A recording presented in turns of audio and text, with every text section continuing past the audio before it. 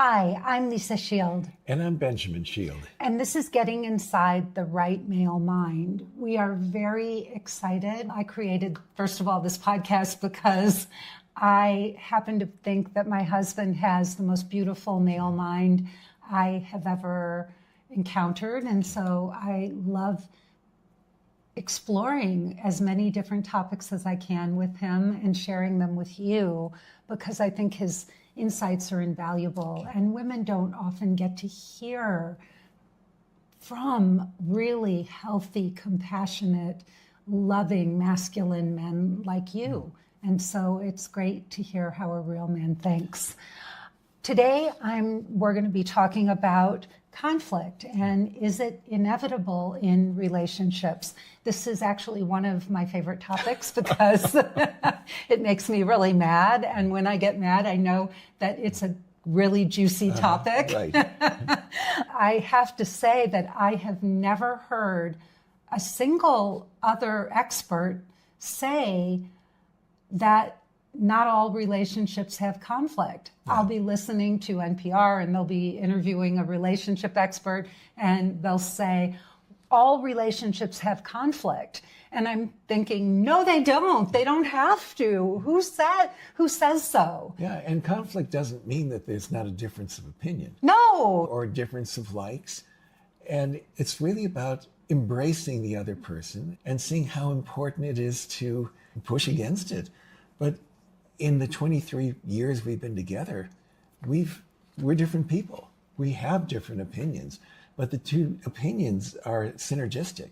Yeah. They add to each other. They don't detract. And we're actually so fascinated by the way each other's minds think that we enjoy having differences of opinions because it's interesting and we don't feel threatened by the fact that we don't have to agree on everything. Also, after so many years, I know what you're smart at and I know my weaknesses, your strength. So if we have a difference of opinion of something, I'll say, wow, she's probably right. Give me those Delta tickets and let me handle it. Right. I think I can do that. Right. Give me the taxi or whatever it is. Yeah. When I say I can handle something, I usually can. Yeah. Yeah, and you just will defer to me when you know that, she's probably going to do better with this than I will. Yeah, it's when two people, when one and one plus one is greater than two. And so we can use conflict in a positive way. We can say that, yes, it's synergistic. We're deferring to each other. We're embracing each other.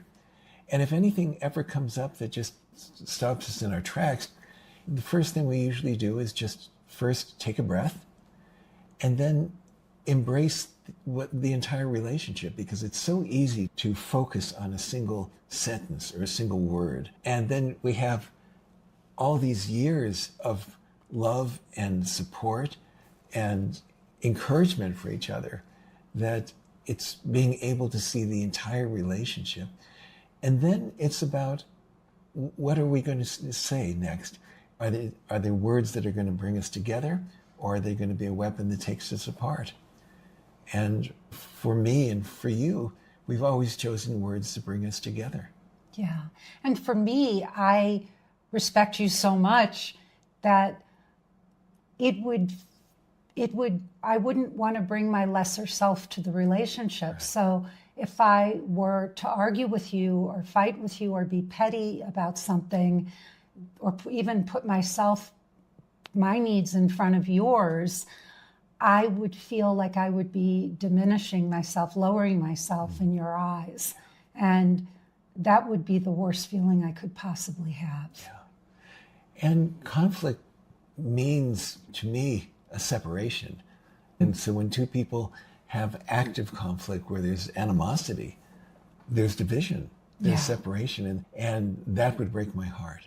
Honey, can you define what conflict means to you and how you would define it in the context of a relationship? I think it's easier for me to describe what conflict isn't, because early on, when we were dating all those years ago, I think we were both looking for the same thing. We were looking for what we now call the guardians of each other's souls, and to really see each other's soul and support that soul and that soul's journey.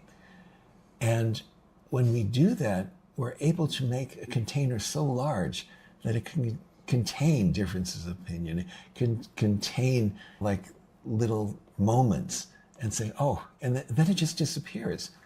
I think if we've ever had conflict, we can't remember it because it just disappears. We don't hold on to it. We never go back and say, 2 years ago, you said this, or you did this, or I was disappointed with this. It just goes because we see each other's souls. Well, and I also think we don't want to hurt each other. Yeah. I think if I were to ever argue or fight with you or get jealous or whatever, that would hurt you so badly because I know in your heart of hearts, all you want to do is make me happy. Yeah, that's true. So it would hurt you so much to think that I didn't see you or value everything that you do and bring to the relationship. Yeah. I want to just say, I think that conflict is about resistance. The only way you can have conflict is when you have resistance. And when two people are not resistant to each other, when they're open and welcoming of each other's perspectives and opinions, and when there's so much safety and trust in a relationship, and you both know with 100% certainty that all you want is for each other's highest good, then there's no resistance. There's nothing to fight about. Yeah. There is no room for conflict. Why do you think most people assume that conflict is inevitable in relationships? I think because everyone else assumes that it's just part of the culture. It's just part of the world view. And there's so few good examples of relationships where there isn't conflict. That's true. And we grew up in households where there was a lot of conflict. Yes. And I think we learned from that, we learned what we don't want. And I think some people learn that's what relationships are, so that's what they're going to replicate. And we went the other direction. We said, there's no reason to be in a relationship if it's about animosity, if it's about being small, it's about judgment. Or withholding. That's another one. Stonewalling. Terrible. Withholding. Terrible. That's another form of conflict, which is really painful. From your perspective, what makes our relationship free of conflict? And you may have already touched on that. I think that really seeing each other and seeing the goodness and knowing that the last thing we would want to do is to hurt each other, and that really taking a moment and taking a breath and saying, oh yeah, she's probably right. I think conflict for me, if anything arises, it's when something very truthful is said, and the conflict is within me, right? Not the relationship. Sweetheart, do you think it would be better if you did that? What? Oh, yeah, she's right. Another way, you know how I often avoid any kind of conflict in the relationship? And this is a good one. Whenever I say something, and I'm sure you've noticed this, and you may have some sort of reaction to it, I completely just let it go, and I just let go, and then I'll give it a couple of beats, and then I'll come back and I'll say, babe, I think you may have misunderstood, or let me explain what I was trying to say. But I completely give you a moment just to let the dust set, to let that thought go by, and then I take a breath and say, how can I say this differently? And I think that we're both aware that words are important. And once they're out there, you can't reach out and grab them back. So I think we're very mindful of our languaging. Yeah. What would you say to men who do feel threatened or defensive when their partner has a different viewpoint? I think really the steps that I gave was first, just remind yourself to take a breath, because that is the beginning of a reset. And as much as one can is just not focus on the moment or the word or that momentary action and reaction, but try to focus on the entire relationship. all the love, the caring, the support, the encouragement, the non-judgment, all of those things. And then being very careful about the words that are said next. Are they going to bring two people together or two people apart? And why would we want to have languaging that brings two people apart? It would just not only continue the conflict, but expand it. Yeah. What do they do when their partner is upset? How would they navigate that? There's the expression, it just takes one person to change a relationship. And so the question again was... Let's say I was upset. I was getting upset and you weren't, but I was becoming very upset and saying irrational and saying, you don't understand me, you're not hearing me. And you feel very much that you are understanding and hearing me. What would you say to a man in that position? I'll say, what's on television? Or, are you hungry? That might not go over too well with a lot of women, babe. But mostly I would just give you space, hypothetically, because you just don't act that way. But I know what you would probably do. And what's that? You would say, you know what, I think I'll come back in a little while when you've had a moment to think things through, and then we'll talk about it later. Yeah. That's what I would probably see you doing. You just wouldn't engage. Yeah, and not engaging not only doesn't perpetuate the whatever's going on at that moment, but it also models for the other person that, wow, I don't have to be upset. They're not upset. Yeah. And you would come back and talk about it, but you would just say, let's just take a little bit of a break here and come back. And when we're a little more clear-headed, you would do it in a very loving way. How do you navigate your own boundaries while still being considerate of mine? I think, again, it takes two people, and you're very respectful of my boundaries. I think you're very aware. And I've tried to express, over all these years, express my boundaries in a kind way. So it's not like, if you don't respect the boundaries, I'm going to get upset. It's when you do respect my boundaries, I'm so appreciative verbally. Well, even more, you express your boundaries in a non-shaming way. Yeah. You never shame me. Yeah. And that's a gift. Yeah. That's really a gift. What advice would you give to men who struggle to communicate their boundaries in a constructive way? Again, thinking about the words, are they going to be bringing two people closer together, which they can, or are they going to be a weapon that split two people apart? So thinking about the language is really important, and thinking about kindness. Yeah.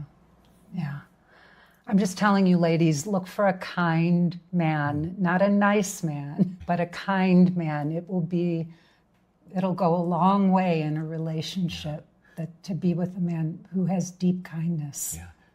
And just playing on something that you said, a nice man often doesn't have boundaries. But deep down, he does. And he carries resentments. Yeah, he just is just a nice people pleaser. But so when kindness comes from choice. Kindness comes from strength. Honey, you're going to this one. What does making the container bigger mean to you? And how do you apply that in our relationship? It means that everyone has idiosyncrasies. Everyone has a way of looking at the world, of doing things that two people can't be alike. If we make the container small enough that all these behaviors or words or actions that fall outside the container as abnormal, they're irritating. Mm-hmm. But if we just say, oh, yeah, like for me, you make the container big enough because at the end of the day, sometimes I just need to be at the kitchen sink, staring out the window and eating grapes or something like that.